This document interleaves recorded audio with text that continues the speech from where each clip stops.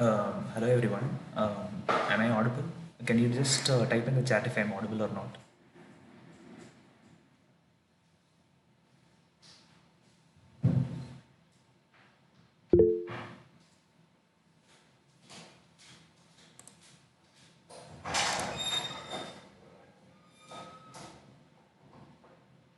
Okay, okay. We'll just wait for 2 more minutes. We'll wait for more people to join and then we can start the session.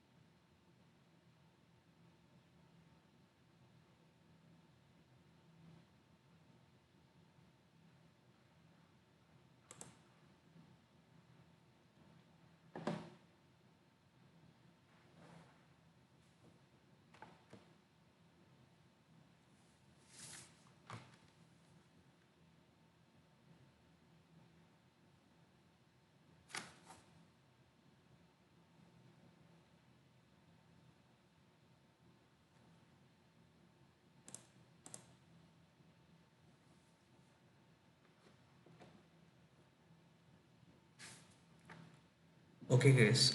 It is already 3 o'clock, so we will start right away. So I'll just start off with a short introduction. My name is Arjun. Arjun SV.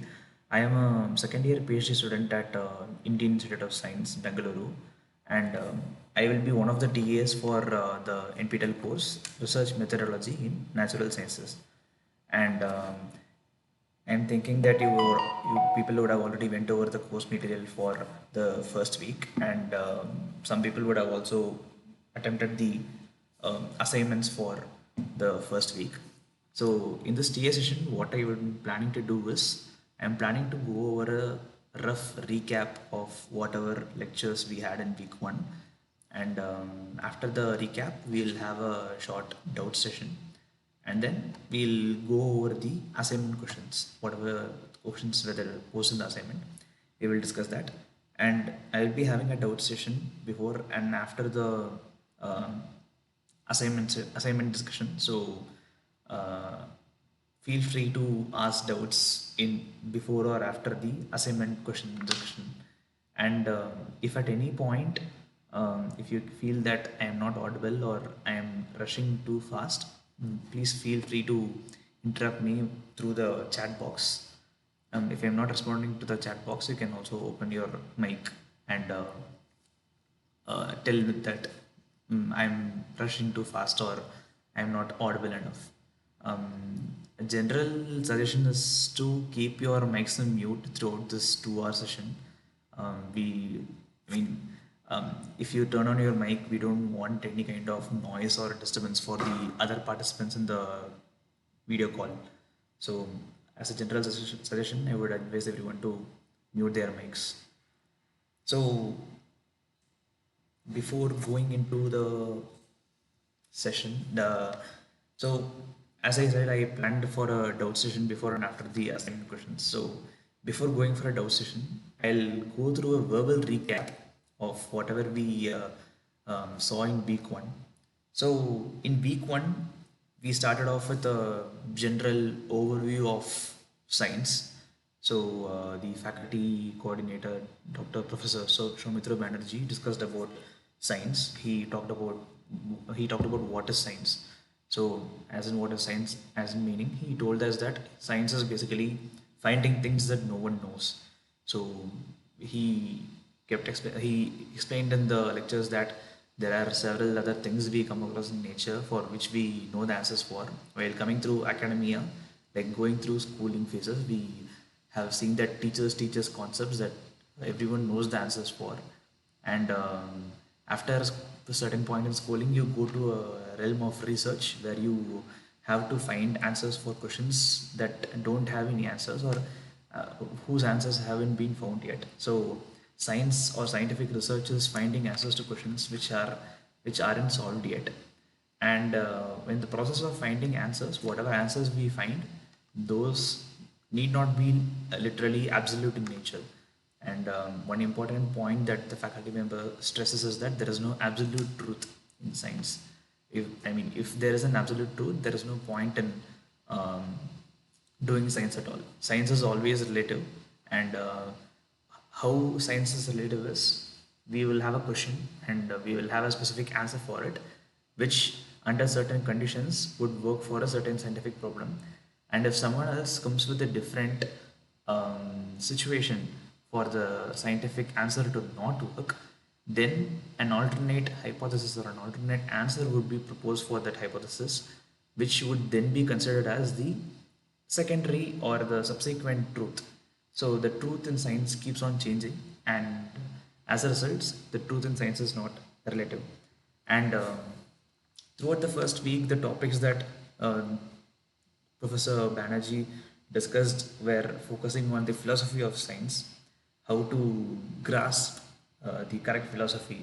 So he also stressed that grasping the correct form of philosophy increases the chance of finding success in science. If we don't find the correct philosophy earlier, the probability of having success in science will be very, very low. And he started with the objective and purpose of scientific research. Why do we do scientific research? What's the ultimate goal of scientific research, and what is the truth? And he also started to explain how the starting point of science is always collective research. So difference between an individual perspective and a collective perspective. Whatever opinions form out of a collective perspective, that forms the basis of science. And whatever findings that a group of people come together and note down about a certain phenomena, that becomes a body of knowledge for the scientific phenomena. And he also mentions how scientific data is often organized and systemized. So we have random things in nature. We have, for a scientific phenomena, we have um, data which is scattered around and which is very random in nature. So by correcting all the data, organizing it and classifying it in a systematic manner makes us increases our understanding of the scientific system, thereby making the process of answering the question much more faster. And in the subsequent lectures, this was about the first lecture, and the subsequent lectures he went on to explain about the truth, and what is the difference between a subjective truth and an objective truth. He started on the definition for what is truth. Truth being the correspondence between an idea and an objective reality. So whatever scientific phenomenon we observe, that has an objective reality, and the people who study that objective reality will have different ideas of how that truth came into existence. So the right form of connection between the idea and the objective reality forms the truth about the scientific concept. And in many cases, he also says that truth has three different properties. That is, truth is relative to condition, truth is concrete to that condition, and truth is unique to that condition. Whatever truth we have about scientific knowledge of whatever truth there is about a scientific phenomena, that is always related to condition. Whenever someone tests the scientific phenomena outside of a boundary or a certain condition, the truth tends to change, and the final statement, which kinds of hold true for all the conditions, become the relative truth for that situation for a scientific phenomena. And truth is concrete. There is no ifs, buts, or maybes about the scientific phenomena. And truth is unique. There are no plurality in science. And after that, in the third lecture, he discusses about subjective versus objective thinking. And in subjective versus objective thinking, the professor compares the way of scientific thinking between ancient and modern scientific thinking. How people in the ancient world thought, how thinkers like Aristotle or Ptolemy thought about scientific processes, and how people in the Renaissance era and modern science thought about scientific phenomena. And there he came to classify the way of thinking as subjective and objective thinking. People in the ancient days often resorted to subjective thinking, which involved different schools of thought and many answers to a common question. There was no consensus on what was the final answer to the specific question. Whereas in modern science, people began filtering out the probable answers which are not possible for a certain question, and then they finally came to a consensus that this can happen only because of this. So they kind of try to sharpen the scientific answers to a certain question, which led to the formation of objective thinking. And he also stresses that compared to subjective thinking, objective thinking is the way of modern science, and objective thinking will lead us to find more meaningful answers to scientific questions. And in the next lecture, he focuses on idealism versus materialism. So, idealism and materialism are two scientific schools of thought. Um, he doesn't say which one is wrong or right. He just starts to explain what is idealism and materialism. Basically, materialistic people or the material thinking of science says that there is nothing in the world which is not matter. Everything in the world, everything that we study is made up of matter. Whereas idealism gives a certain room to that thought and says that there can be supramaterial entities which cannot be studied, which might not be studied, like magic or ghosts, or example like that. And in materialism, matter is prior to everything. Matter is the primary form of study, whereas the idea is secondary. Whereas in idealism, the idea comes before the matter in question. And he also goes on to explain further differences in materialism and idealism, and he also goes on to explain what is the matter that they are talking about.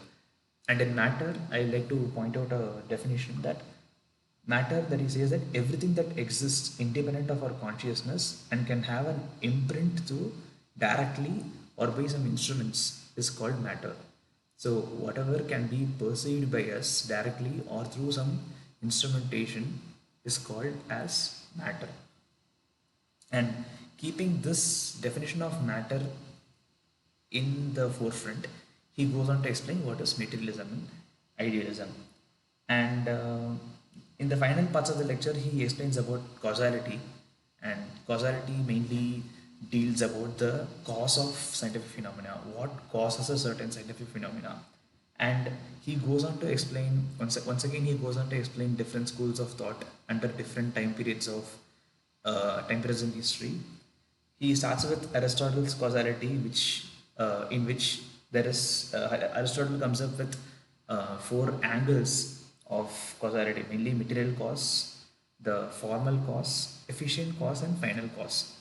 The material cause involves the material in question. The formal cause involves the idea, because the idea that Idea is also a causative agent to whatever is happening.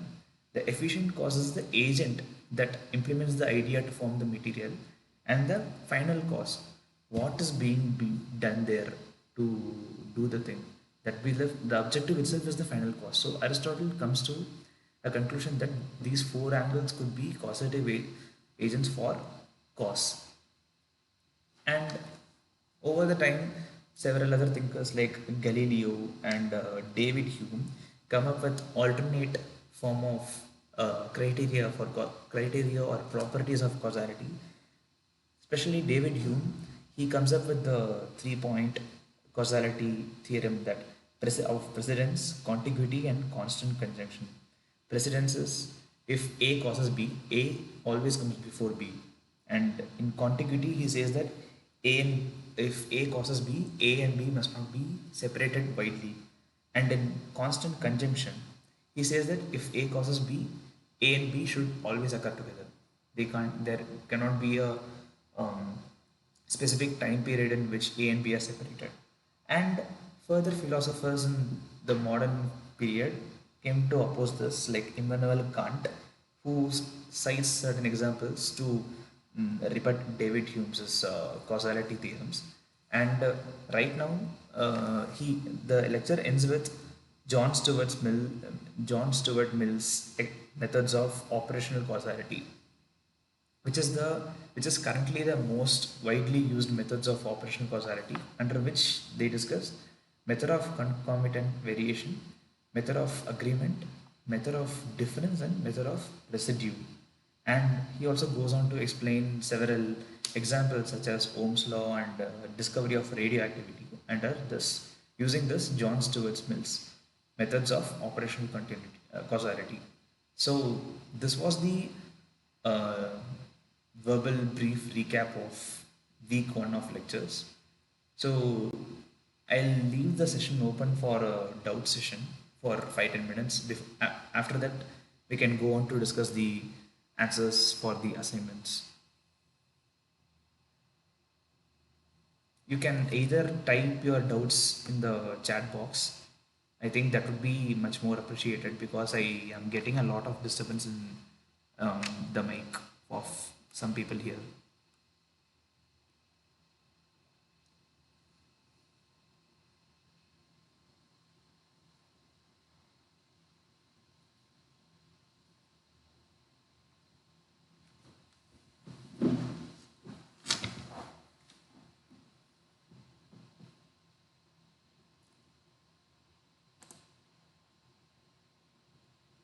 If you are comfortable with the mic, you can also raise your hand and you can proceed to ask any doubts through the mic.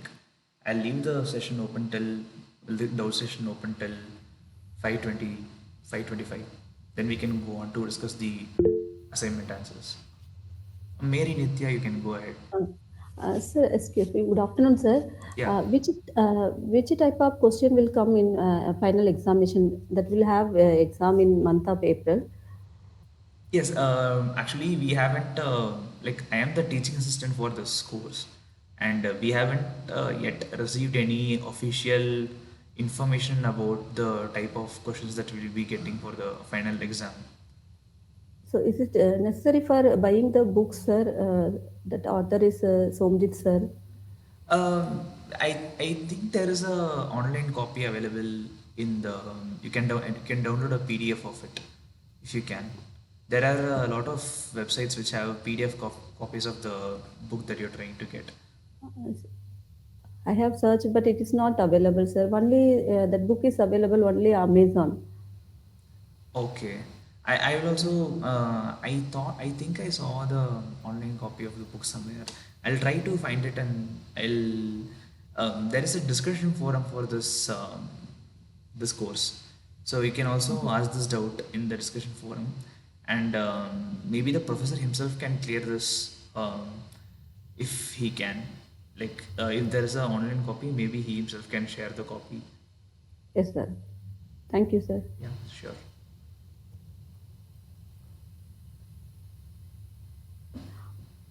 Excuse me. One more Yeah, doubt, sir. sure, sure. Uh, Sir, in this assignment, they are sending still 7th Feb.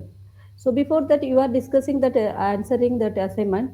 So we have any wrong answer, so we have minus marking, sir, in this assignment.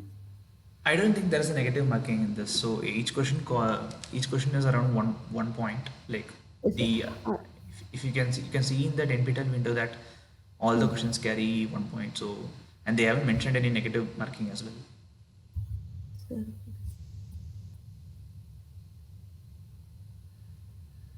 And even like I haven't got any correct like the key for the answer as well.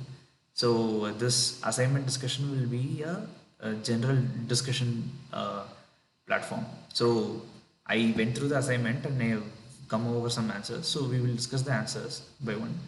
And if any of your students find that whatever answers I have whatever key I have generated is wrong, you can in the session itself you can ask back if something is wrong.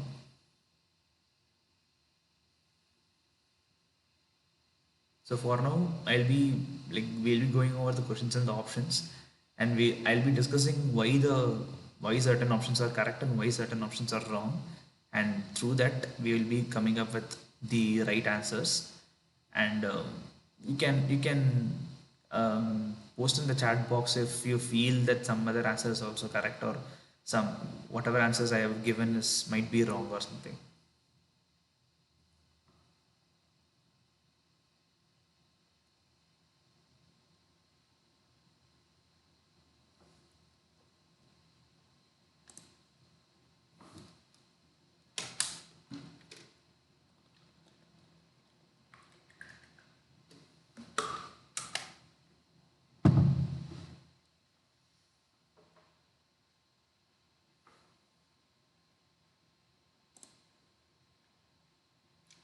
I think I have. I think some new people have also joined the uh, video call. So I'll just tell them that I have, for the past since the session started, I briefly went through a verbal recap of whatever happened in the last week, and I'm just leaving the doubt session open for some time before we go over the assignment questions and answers. So if you have any doubts, you can proceed to ask.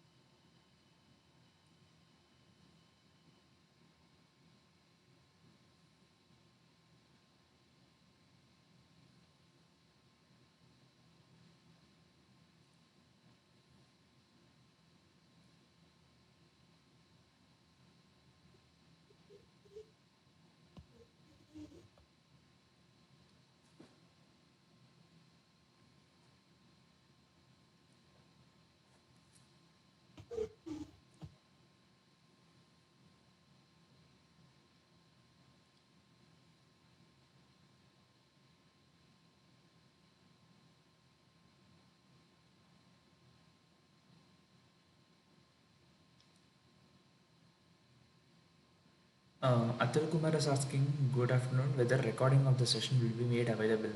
So I am recording the presentation, like I am recording this call right now, just not through Google Meet. I don't have the permissions for that. I am recording it through another software called OBS. So, and I am also obliged to upload this recording to NPTEL. So but I don't know if NPTEL will send you the recording of the session after I upload it. So I can maybe ask NPTEL people if this recording will be made available to you as well. If yes, then they might send you this recording that I share it to them. Okay. We have 2 more minutes remaining before I go into this. So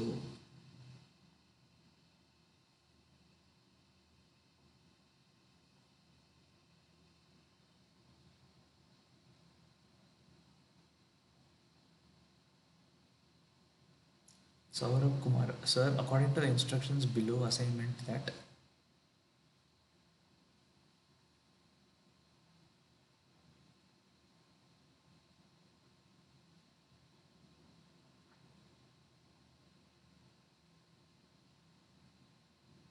Saurabh, I think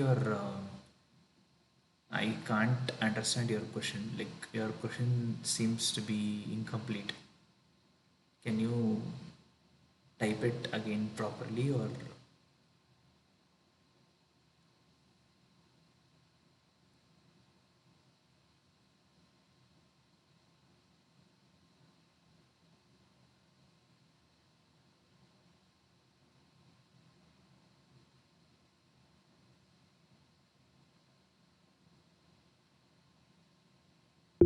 Karthik Karnanidhi, you can go ahead. Like you can turn on your mic and speak.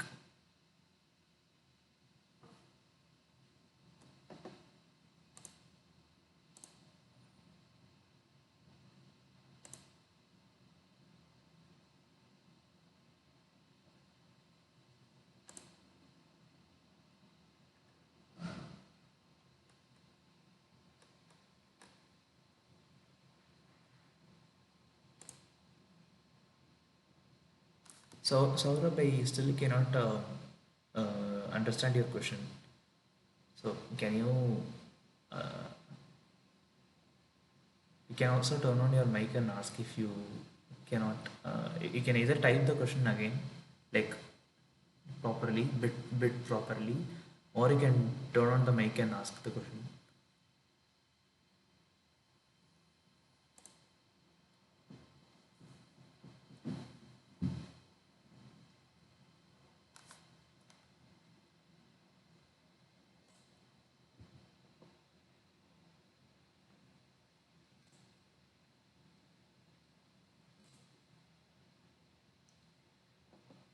Okay,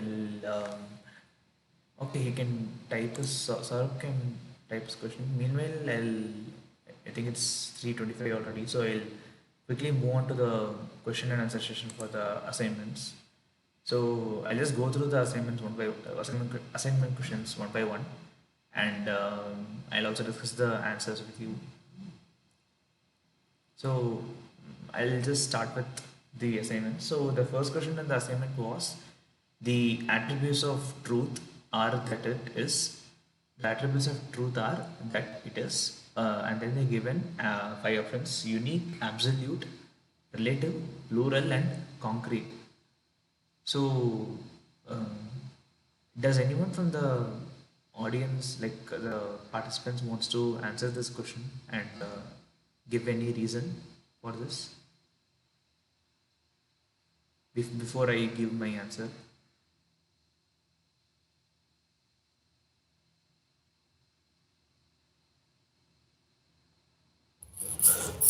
I think it should be concrete. Okay, I think this is a multiple select question. Oh, okay, okay. Yeah, like Unique, relative, and concrete, sir. sorry, unique. Unique, relative, and concrete. Okay, unique, relative, and concrete. But why not absolute and plural? Um, Uh, uh, attributes of truth. You can either give reasons for your answer, or you can give reasons for why the other options cannot be no, valid. absolute. It's not saying any absolute. Exact, we won't say. Absolutely, we won't say. Yes. Once we are searching the truth, then only we can. The truth is unique and relative, not Yes. absolute. Only one. At the same time, plural. Plural also the not multiple.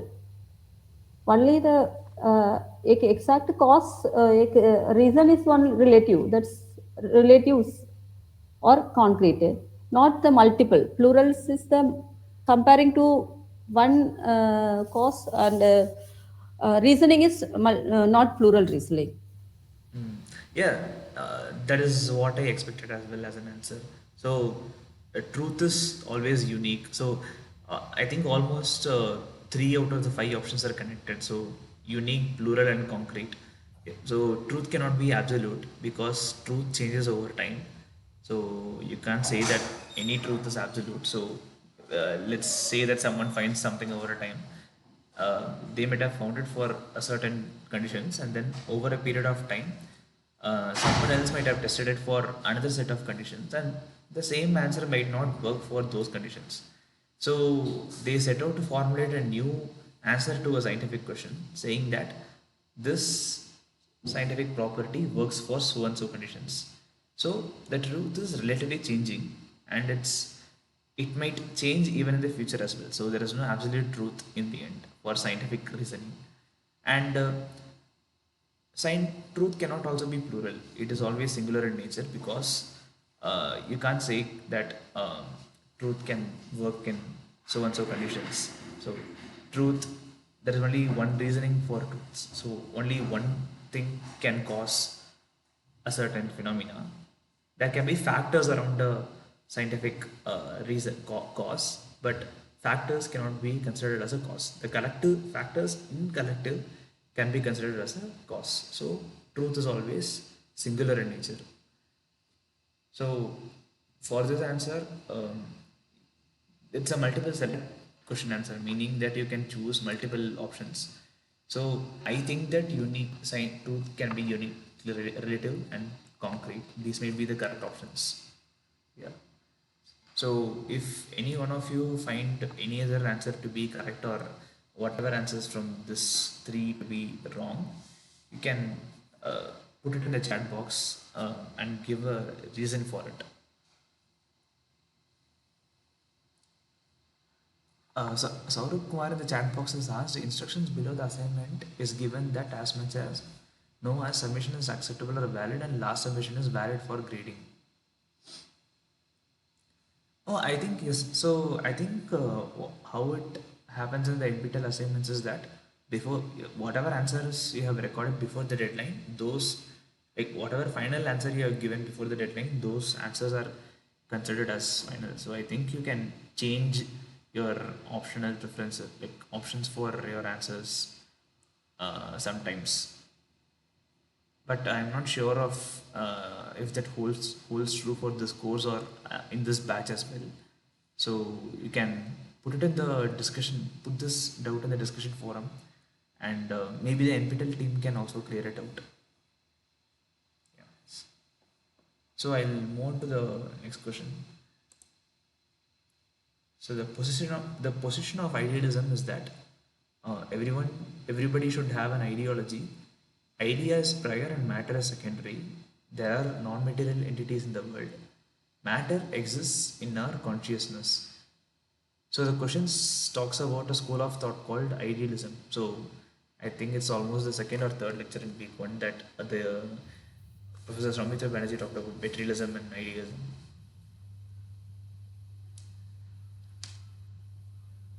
Does anyone have any answers for this?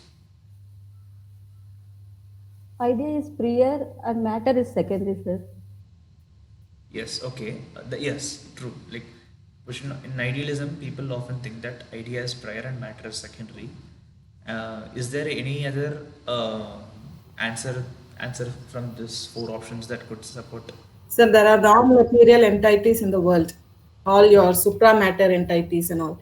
Exactly. So, the main focal point of idealism, the main point of idealism is that compared to materialism, which says that everything is made up of matter and whatever happens in scientific world is because of matter, idealism gives room for other things which are not technically matter.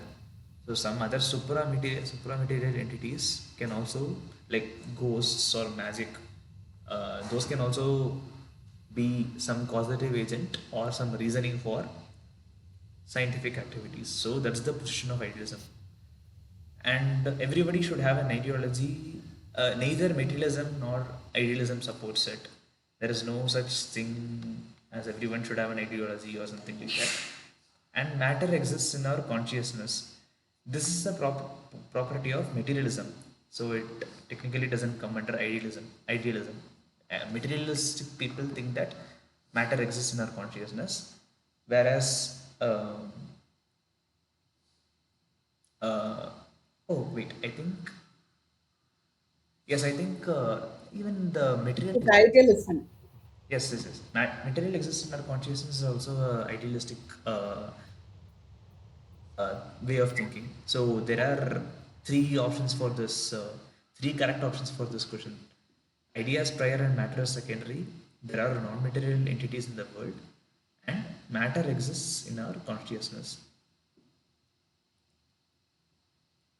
So I think everyone is clear with this question, and if people are not clear with that, kindly ask up using your mic or um, put it up in the chat box. So we'll go on to the third question. The third question is that the position of materialism is that matter exists independently of our consciousness. Eat, drink, and be merry should be the motto of life. The world is composed of matter. Sorry. The world is composed of matter and nothing but matter. Matter is the way we see it. Option A, matter exists independent of our consciousness. And then option C, the world is composed of matter and nothing but matter, and matter is the way we see it. I think all these three options should be the answer. One second. Yes, so matter exists independent of our consciousness is definitely because even in the last question we saw that even in the last question we saw that in the idealism part that idealists say that matter exists in our consciousness, matter exists in our consciousness, and um, the main focal point of materialism is that the world is composed of matter and nothing but matter. So the third question is almost the exact opposite of the second question, which deals with idealism. We'll move to the fourth question. The method of science rests on subjective idealism, objective idealism, subjective materialism, and objective materialism. Option D, Yeah. objective. Yes, so one important point that everyone needs to remember in this question is that this method of science, they talk about modern science. They don't focus on ancient science or science in any other point in time, such as the Dark Ages or the Renaissance period. These people focus on the modern science, the science which came um, after the Renaissance period. So your answer must be depending on that aspect. So now I'll leave the space for answers.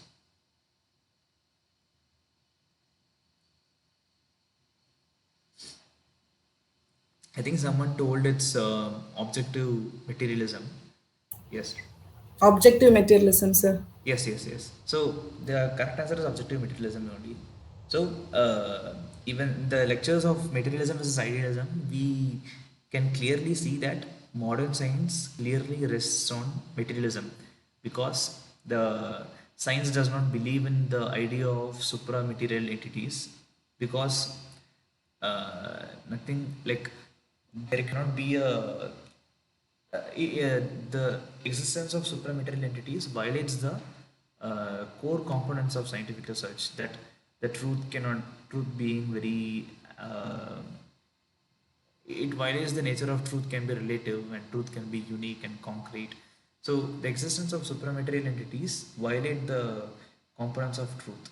So as a result, um, modern scientific research entirely depends on materialism. So out of the four options, the first two options can be negated automatically. So the final two options will be subjective and objective materialism. And out of subjective and objective materialism, modern science focuses entirely on objective materialism. That is, not having many answers to a singular question, having only one answer to a question based on collective experience, as well as negating other answers which are scientifically not possible under certain conditions. So the correct answer will be objective materialism.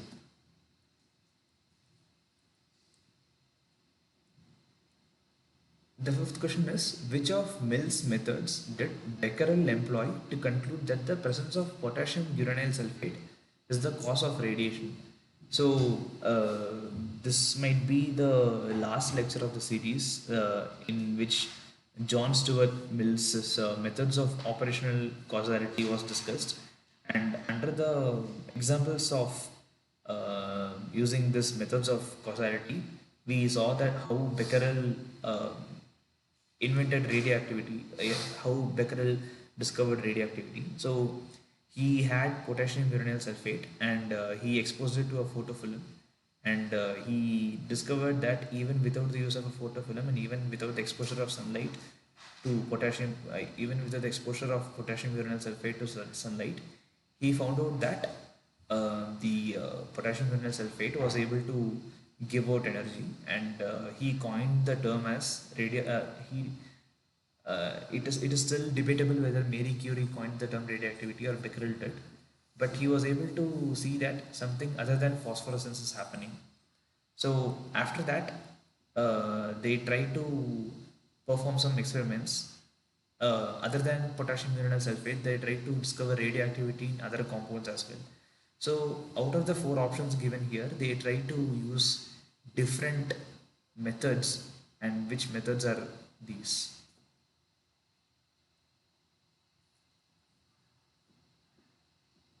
Saurabh Kumar is saying that the answer is method of residues. You can also uh, type in your reasoning. Like, why do you think that this answer is method? Like, why do you think that Becquerel followed the method of residues?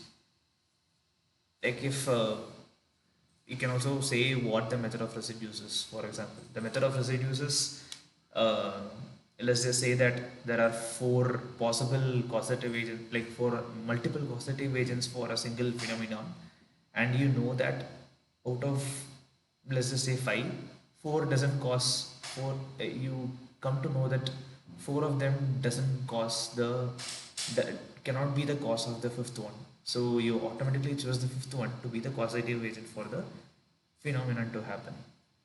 That's the method of residues. Someone is saying method of agreement. Okay. Method of agreement just means that uh, yeah, even under different conditions, if even under testing different conditions of the phenomenon B, if some factor A is common, then A causes B. That is what method of agreement is. Method of difference is just if A causes B, B should not happen without A. So if A is there, B is there, A is not there, B is not there. That is method of difference. And method of concomitant, sorry, it's a tongue twister. Method of concomitant variation is if A increases and B increases, or if A increases and B decreases, there is a variation, there is a causal connection. So that is the method of concomitant variation. So in a way, I think almost all the options uh, seem to be correct, but we look at the answer. The answer is just method of agreement. Um, there's a slight twist in the question because this question just asks about Becquerel. Of course, the presence of radioactive, like the experiments regarding radioactivity, and were performed, followed all the methods, but the other three methods were validated by Marie Curie. They weren't validated by Becquerel himself. So I'll say why. So Marie Curie was the person, through concomitant variation. Marie Curie found out that different amounts of potassium uranyl sulfate gives you different amounts of radioactivity, increasing amounts of radioactivity. So concomitant variation was discovered by Marie Curie, and in method of difference, she found out that um, when potassium uranyl sulfate and pitch blend and uranium thorium based compounds, she found out that there were different amounts of radioactivity. She also took out different salts of potassium, different salts of uranium, and different sulfate salts to find out that only uranium in the potassium uranyl sulfate causes the radioactivity. Thus, she used the method of difference. The method of residues, method of residues is the uranium, thorium, and pitch blend compounds to find out the radioactivity. So Becquerel only found out that in presence of uranium sulfate, uranium radioactivity is there. In absence of uranium, radioactivity is not there.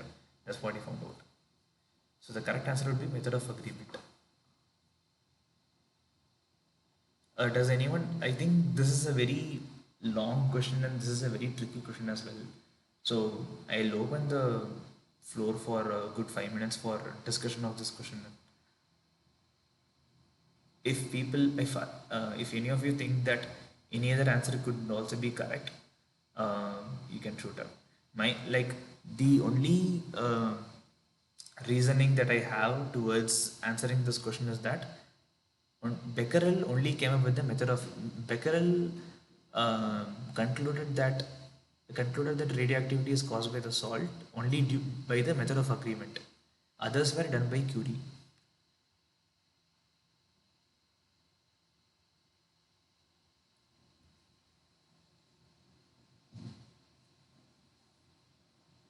You people can either type your questions in the box. Sorry, your questions or argument in the chat box, or you can raise your hand and open your mic.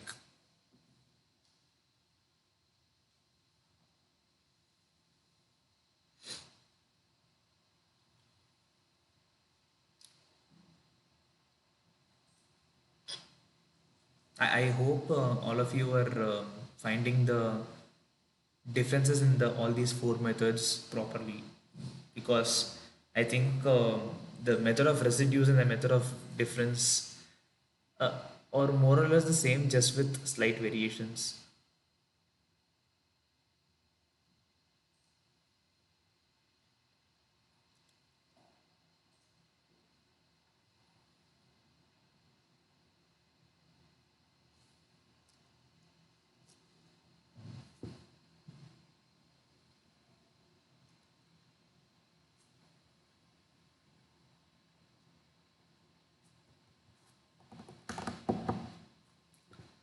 So if there are no further arguments, I'll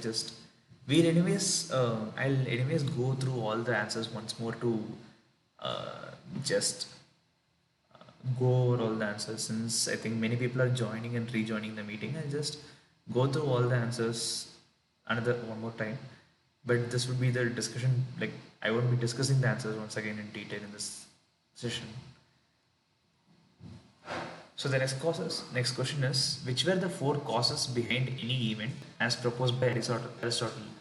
So once Aristotle comes, you can just go back to ancient scientific thinking.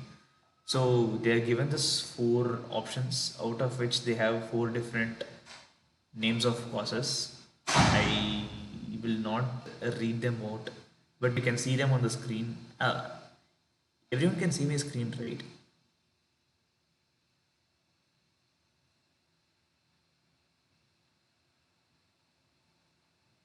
I am very sorry I forgot to ask this. It's very late in the call as well. But can everyone see my screen?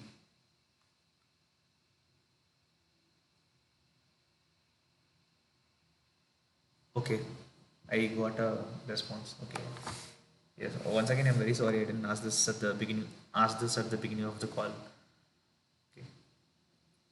Okay. Saurabh Kumar is saying Becquerel actually employed the method of residues to conclude. Second, it's going up. Okay, Becquerel actually employed the method of residues to conclude that uh, the presence of potassium uranyl sulfate is the cause of radiation.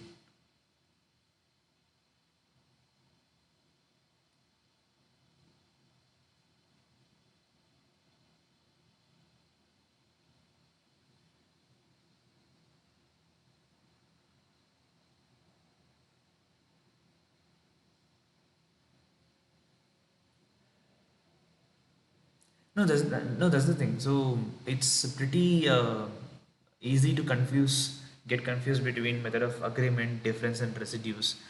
Um, the method of agreement, what he found out that even without sunlight, even without sunlight, Becquerel found out that even without sunlight, he was able to find out that potassium uranyl sulfate was um, able to exhibit radioactivity. So like method of agreement says that if A causes B, uh, when A causes B, when B happens, and when conditions leading to B are different, factor A is common. So he was able to, so he tested it in different conditions, without sunlight, with sunlight, and he was able to say that potassium uranyl sulfate exhibits something which is not phosphorescence. So it was later labeled as radioactivity, but he was able to say that potassium uranyl sulfate alone is exhibiting radioactivity without sunlight or without any other conditions on its own. So that's what the method of agreement is all about. I'll go back to the question. Yes. I'll also. Is there a point? Yeah. So conclude that the presence of potassium uranyl sulfate is the cause of radiation. Yeah. So there are a lot of what to say, twisty, like lot of words which are twisting the question here. Main thing is that radiation, the term might not be coined exactly by him. Even in the lectures conducted by Sean, like conducted by a professor, like even he was jumping between Marie Curie and Becquerel as coining the term radiation. Becquerel was indeed experimenting with phosphorescence rather than with radiation, and he accidentally found radiation. Shreya Makade is saying, "Sir, can you give answers of 1 to 4 questions as I have joined later?" I'll definitely go through all the answers once again, just so that I'll be discussing, like the discussion part is just now. I won't be discussing the answers later as well. We'll just be going through the answers one by one later. I'll do it once I discuss all the 10 questions.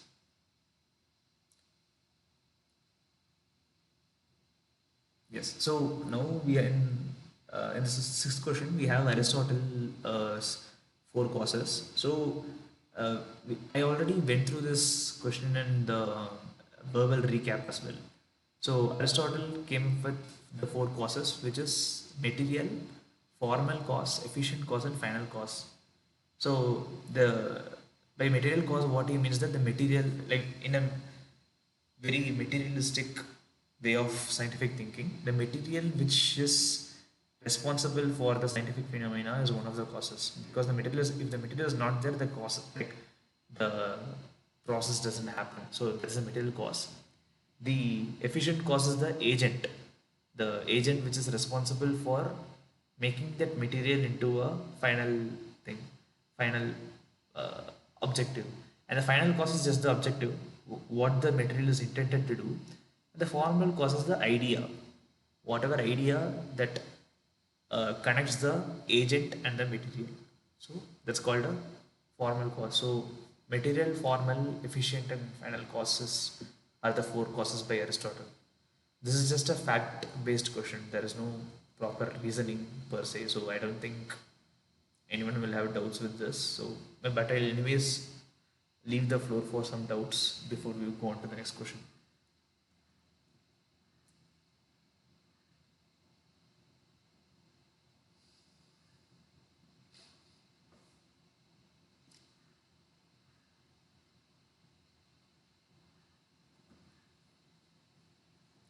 Okay, I'll go on to the next question. Hume's criteria of causality were, so in this question they are talking about the great philosopher David Hume. So David Hume's criteria of causality were agreement, concomitant variation, and constant conjunction; precedence, contiguity, and constant conjunction; concomitant variation, contiguity, and precedence; agreement, precedence, and constant conjunction. Roshni Raj is saying option B, precedence, contiguity, and constant conjunction. Yes, that's actually the correct answer as well. So in the four options, I think there is a common thing, concomitant variation. So concomitant variation is not part of David Hume. It's part of the John Stuart Mill. So we can automatically negate, rule out option one and option uh, concomitant variation. Yeah, option one and option three you can rule out. And agreement, precedence, and constant conjunction. Um, Agreement is also again part of this thing, John Stuart Mill's methods of operational causality. So you can also negate this out. So the only remaining option is precedence, contiguity, and constant conjunction. Precedence just means that if A happens, if A causes B, A must always precede B. A cannot be after B. Contiguity is that A and B cannot be A and B cannot, if A causes B, A and B cannot be far off in distance. A and B must always be together. And this was later ruled out by Immanuel Kant, saying that moon causes the tides to increase and decrease, so, but they are anyways far away. And then constant conjunction just means that if A causes B, A and B should always be together. There can be no time delay. So precedence, contiguity, and constant conjunction is the right answer. So I'll go on to the next question. Yeah. John Stuart Mill's methods of ascertaining the cause of a phenomenon or event, where this question should be pretty easy at this point, I guess, because this is what we have been discussing for the last 3-4 questions. But I think there are a lot of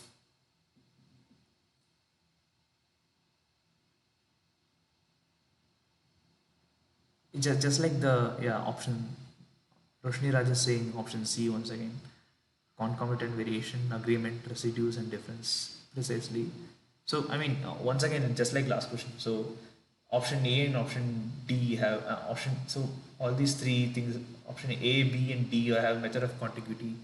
And method of contiguity is not of John Stuart Mills, it's of uh, David Hume. So, you can automatically negate all these three options, and the only option remaining is option C, which directly falls under John Stuart Mill. So I'll just leave the question for 30 seconds for discussion of the question if people have any doubts.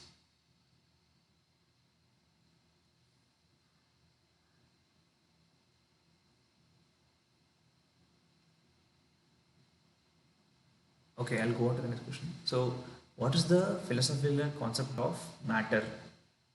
So, this question comes under materialism versus idealism. So, matter, what is uh, so in materialism and idealism, they keep they compare materialistic and idealistic thoughts, but finally they also define what is matter.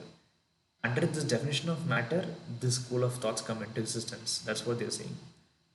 So Roshni Raj, Madhuri, and Namrata are saying option C, matter is anything that exists independent of our consciousness. Yes, but do you guys think of any other option as well, which is possible?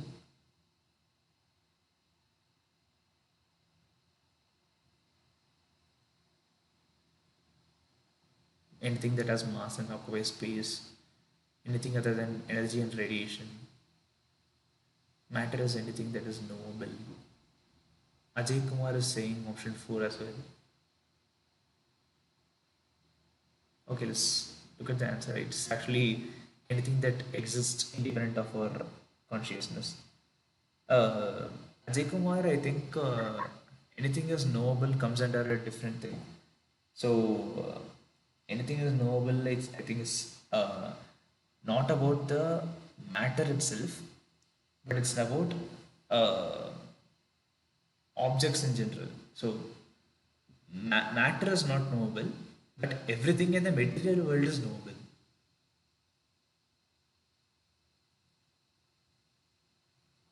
So here they are asking us to define matter. So matter cannot, like, yeah, you're almost correct, but it's just the last option is just a bit twisted.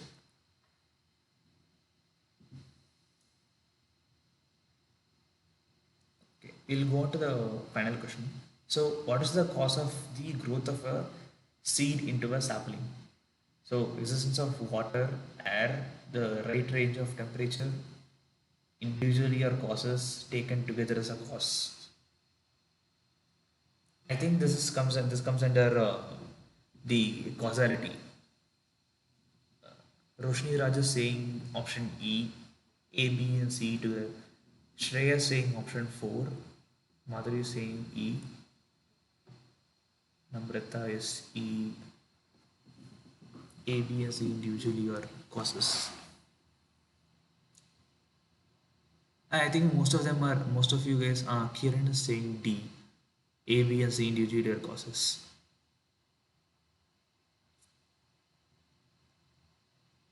So one of you saying option E can put out why do you think it's option E? One of you saying option D can put out a reason why you think it's option D.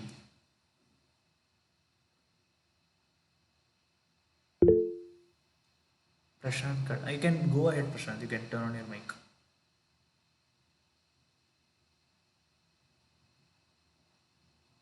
Or you can put your answer in the chat box. Put your suggestions or whatever you think is the answer in the chat box.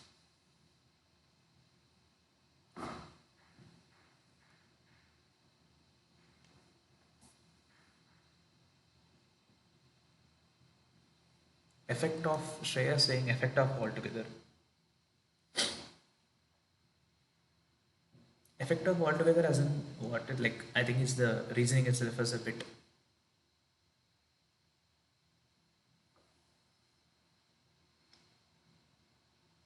Okay, I'll just go on to explain the answer as well.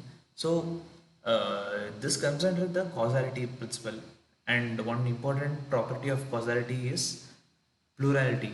Cause cannot be plural. So existence of water, existence of air, the right range of temperatures, those individually come to be called as factors for the growth of seed. So individual factors cannot be the cause. The factors taken together can be a singular cause. So the cause is always a singular thing, and that singular cause is nothing but the factors kept in the factors collected together. So the correct option is indeed E, said by many of you. A, B, and C taken together as a cause. The other option D, A, B, and C individually are causes cannot be an answer because those are factors, and factors cannot be a cause. Saurabh Kumar is saying the growth process is usually a result of the combined of water, air, and the right temperature. Um,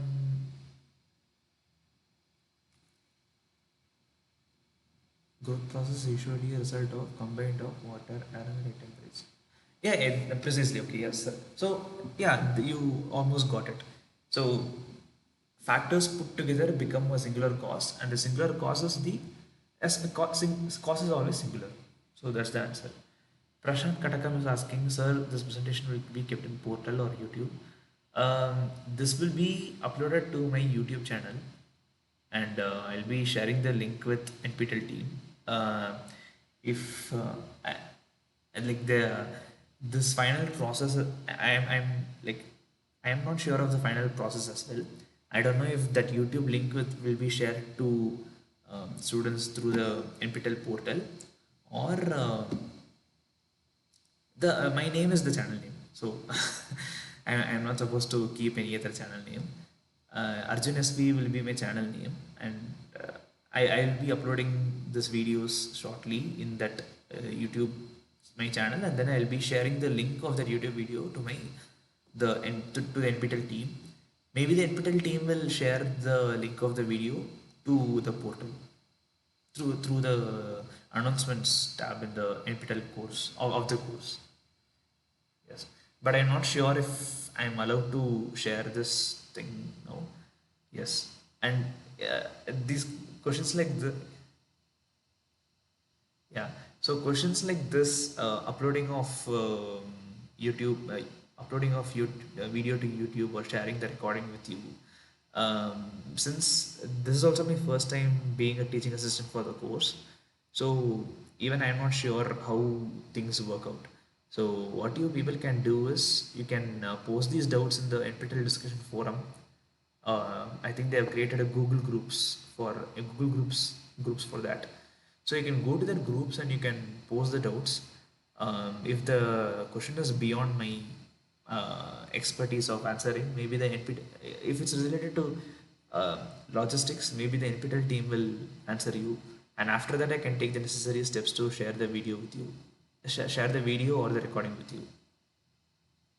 Actually, this question was also posed by another participant in the chat. I think I gave them a different answer. So they asked me about recording, and I told them that yeah, this recording will be shared to my YouTube channel. So that will be the.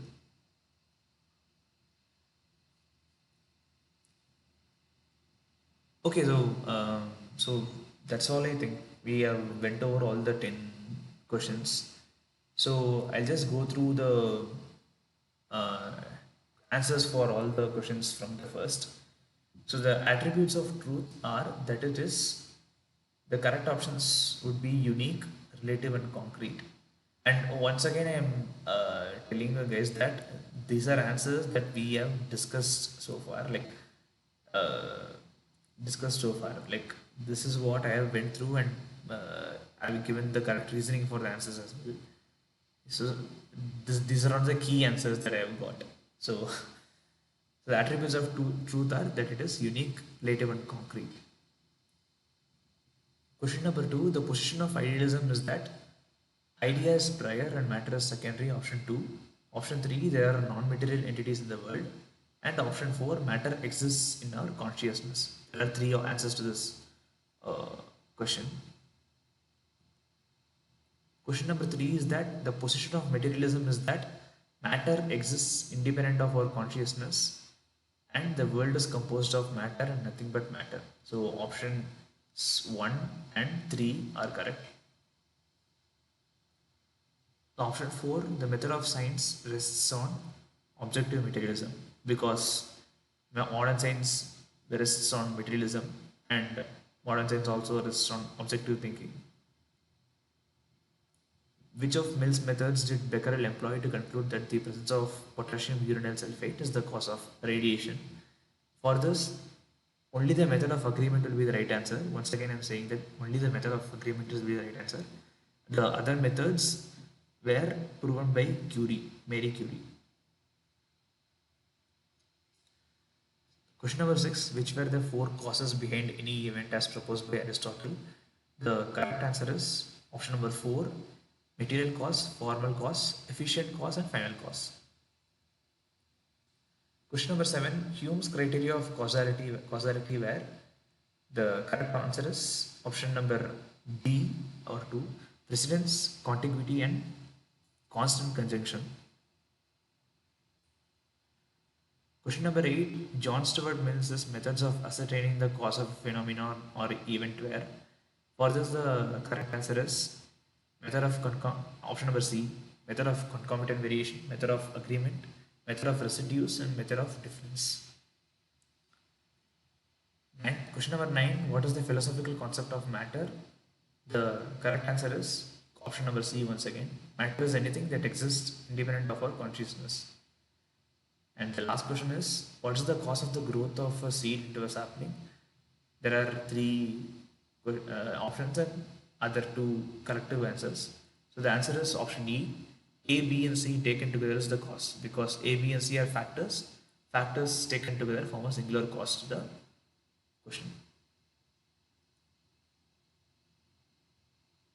Saurav Kumar is asking, is it possible that your answer and key answer are slightly have minor and major differences in the terms of assignment 1 in NPTEL forum?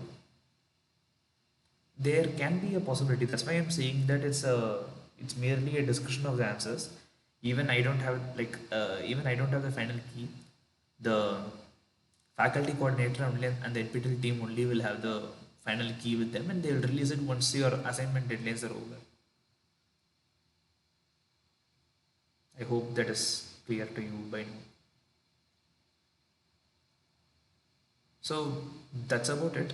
So we have went about a verbal recap, and then we have went about the answers for all the 10 questions for the assignment. So the rest of the 40 minutes will just be for any forms of doubts that you have.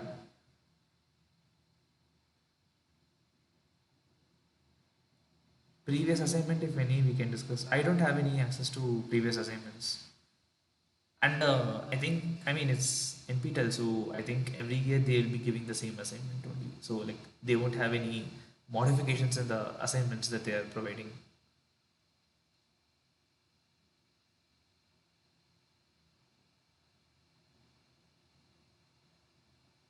Yeah, sure. Yeah. So we have 50 minutes, solid 50 minutes till the session ends at 5. So I'll leave the session open for doubts if any. So if you have doubts, you can shoot it up in the chat box, or uh, if you don't have doubts, you are free to leave the meeting. That's all I have for today. Previous year question.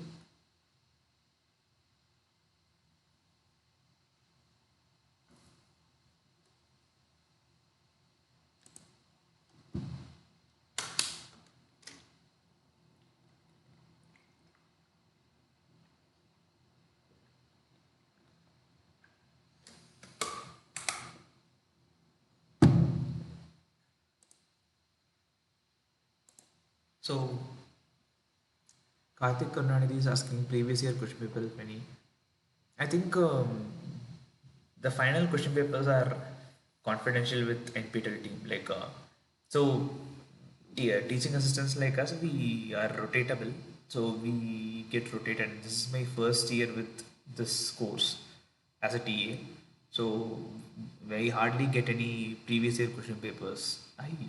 I get only assignments for like every, just like you people, I get assignments for uh, this course as well. Any suggestion? Prashant Katakan is asking any suggestions to prepare and complete the course. I don't particularly have any suggestions for this course. This course is basically a pretty easy course. So, um, I mean, the course itself says that it's a very fundamental course that you will be learning if you are going into a research environment. So, whatever you'll be learning, most of it will just be common sense. So you just put your mind into it. So that will be the only suggestion to complete the course. And I think with respect to assignments and questions, I think only a few questions like we discussed today will be a bit tricky or twisted, and most of them will just be fact-based questions. Yeah, and like that just to make sure that people understand the concept very well and try to attempt the questions. So most of them will be just fact-based questions, and you can try on uh, learning all the probable facts in the material that is given to you every week. Sandesh PS is asking, sir, please give materials for studying. I think material is already given to you. Like there is no material per se except for the slides uploaded in the NPTEL portal and the book that is being prescribed to you. And someone from here already asked if the book is available or not. I exactly don't know about that. You can contact the, like through the discussion forum, you can contact the professor in charge, faculty in charge, Dr. Soumitra Banerjee. And I don't know if he has any online free copy of the book, but there are sites which give PDF copies of books for free. So you can just try and look into those sites to see if online free copies of these books are available. Apart from that, I don't think we have any other materials for studying. Like, and it is a very fundamental basic course as well. So I exactly don't know what kind of material do you would you want or expect from this. What if we miss the DOS class? How to attend the class? Prashant Katakam is asking, what if we miss the DOS class? How to attend the class in offline mode? So I am one of the TAs for this course. So there is also another TA, and he or she will also be organizing another TA session sometime during the week. So whenever there's a new material is being uploaded and the assignment is being this thing, and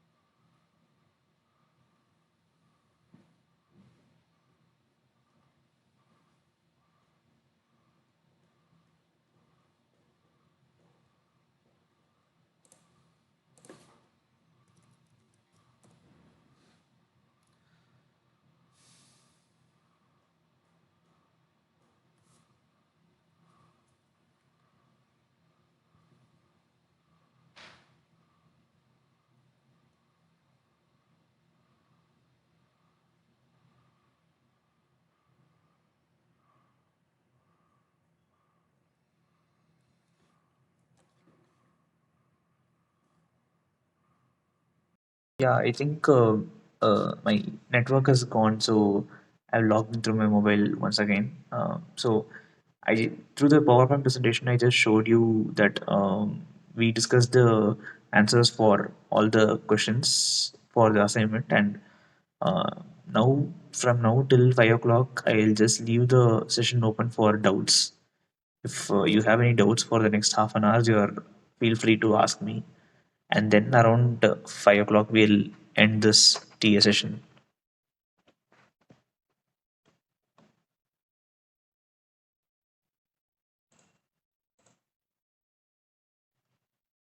I'll just try to log in to the meet using my laptop, and then for some reason I can't also access the chat box for this.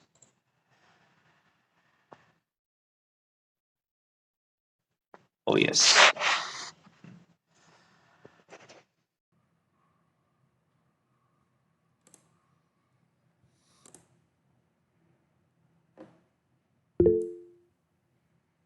Yes. Thank you so much. So like I just lost my connection, so I had to log out. I'll just share the.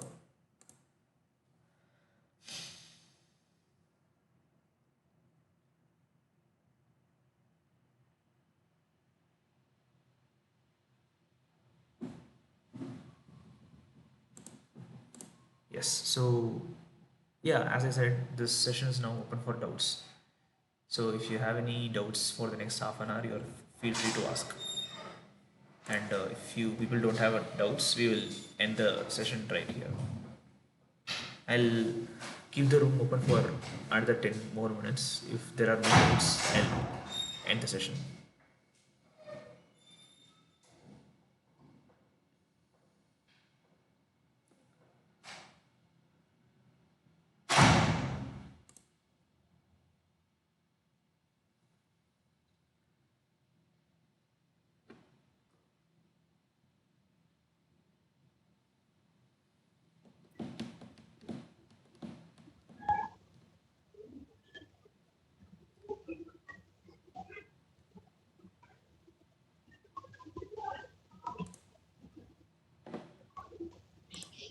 Prashant Katakam, if you're talking something, I can't hear what you're saying. So if you. Yes, you can talk. Yeah. Sir, good evening, sir. Actually, my name is Prashant. Okay. This time, like doubt session, it's like a 3 to 5. It's very hard, as we are working in pharma industries, so we Okay. used to come out from office at 6 o'clock after, sir. So, if any chance, the next session onwards, so 7 to 9 or something is very recommendable, sir. Like Okay. uh, other people also can be joined. So, my Yes. suggestion, this one, please consider. Yes. I can understand the situation, but for me, this 3 to 5 session is fixed by NPTEL, so it is not my Okay. choice as well. But So, fortunately, no. Fortunately for you, there like I'm one of the two TAs for this course. There is also one more TA. That TA will be having sessions in another time. okay. Yes. Okay. So you So will that's be the reason getting I you will asked be you. you will Yeah, be that's the getting reason I asked you. Please carry on, sir. Yeah, so you will be getting two different slots for TA sessions. So whichever one is fine for you, you can attend that one. Okay, okay. And NPTEL does not, so 7 to 9 is not typically working hours. So NPTEL also does not want to have TA sessions outside of working hours. Okay, okay. Yes, thank you so much. So I can able to see your Facebook, sir, actually your WhatsApp, Arjun space S dot space S space V. YouTube, yes. Yellow t-shirt first. Sorry.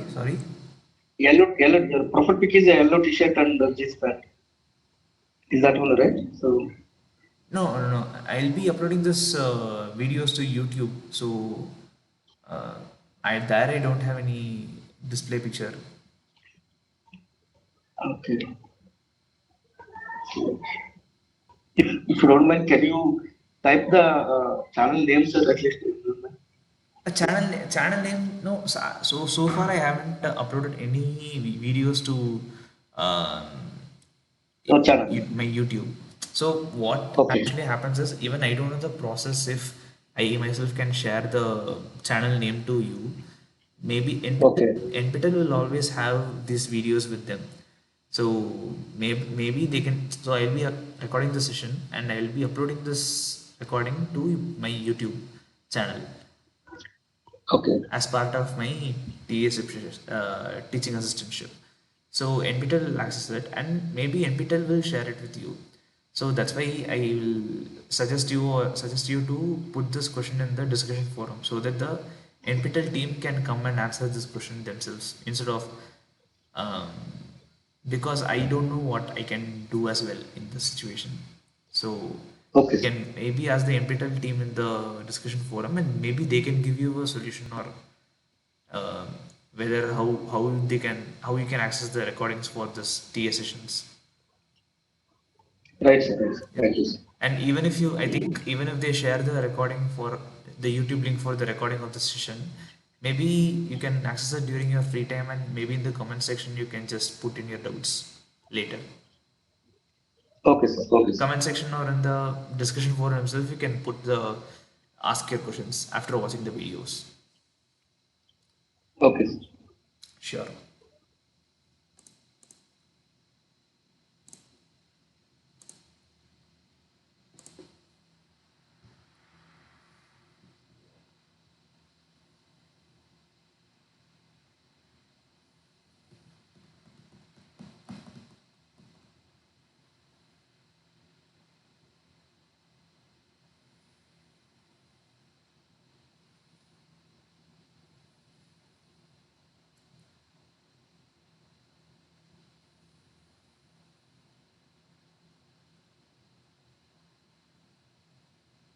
So you people can ask any other doubts if you have.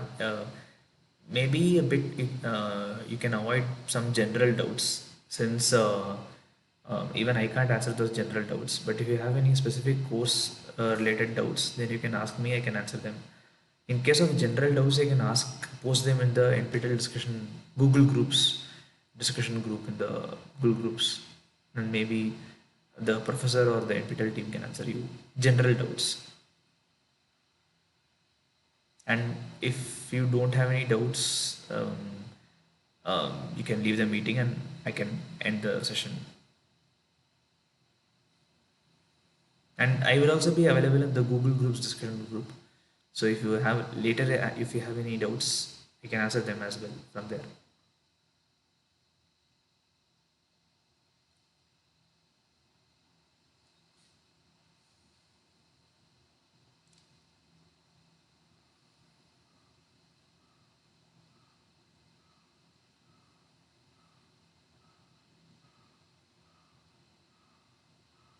I'll open the floor till 4:40. If there are no questions, then we can leave.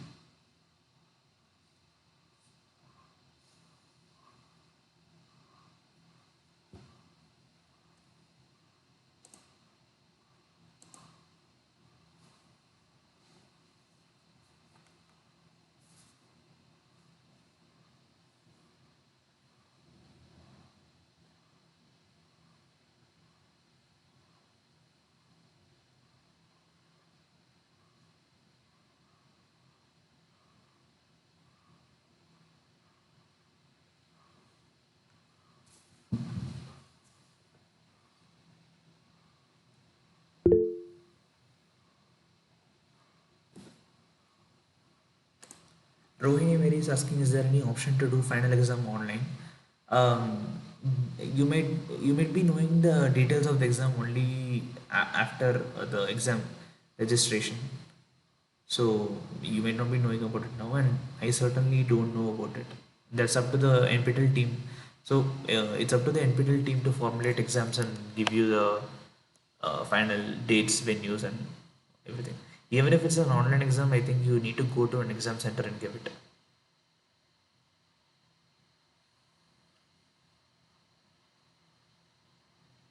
I hope it's clear.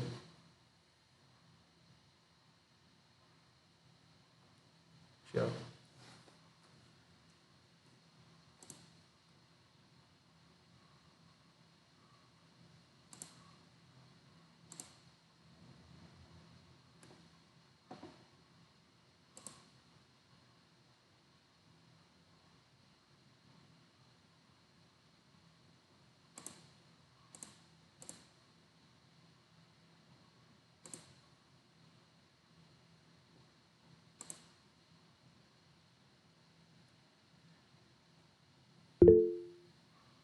Yes, Saurabh Kumar has raised a hand. You can um, either open up your mic or you can uh, put it in the chat box.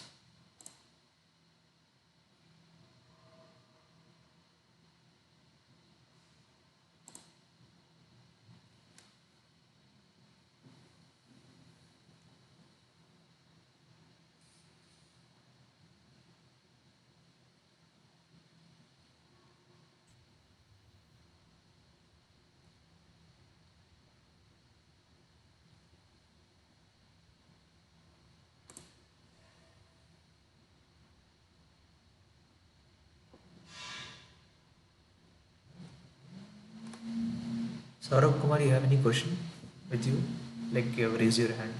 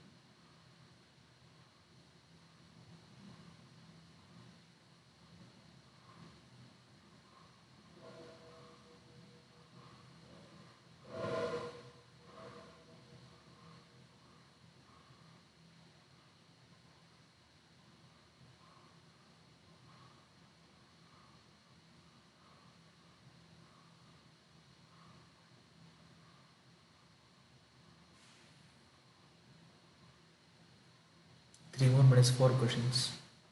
Then we'll.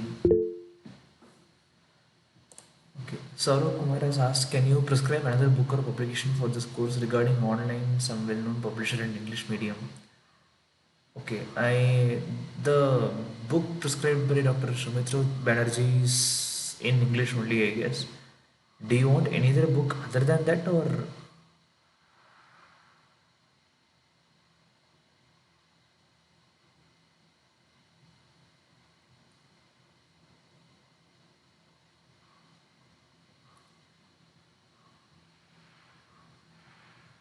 other than that? Okay, so there is no if you can see the course, this course is a very fundamental form of course. So there is no other than this book. There are very few prescribable books which are having sort of the same content that this course offers as well.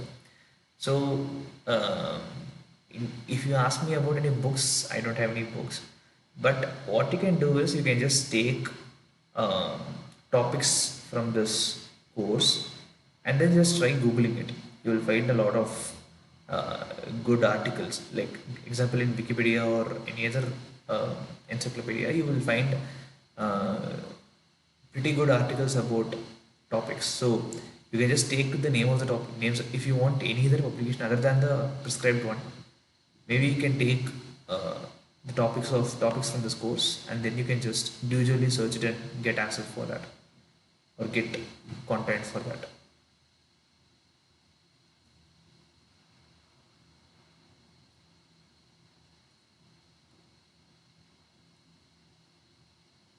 I hope it answers your question.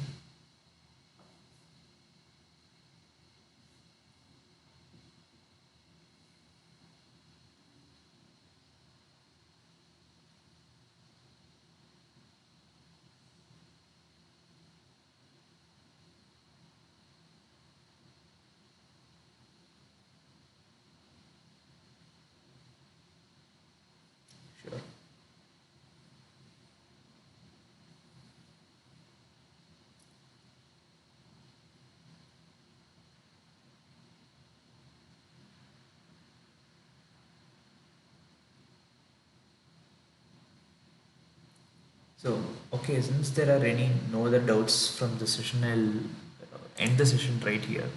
But I mean, I kind of get it that it's a very introductory week for this course. So even I had very short notes to prepare for this course. So there wasn't nothing much to teach and discuss as well. So I guess it's all right to not have that many doubts. But still, if you have any other doubts apart from this, you can always reach out to me in Google Groups or to the other TA or to the faculty in charge of the groups. For general doubts, you can always contact the NPTEL team as well. And yes, I think that's about it. I'll see you guys in the next TA session, which will be the next Saturday from 3 p.m. to 5 p.m. Okay, then. Thank you. See you.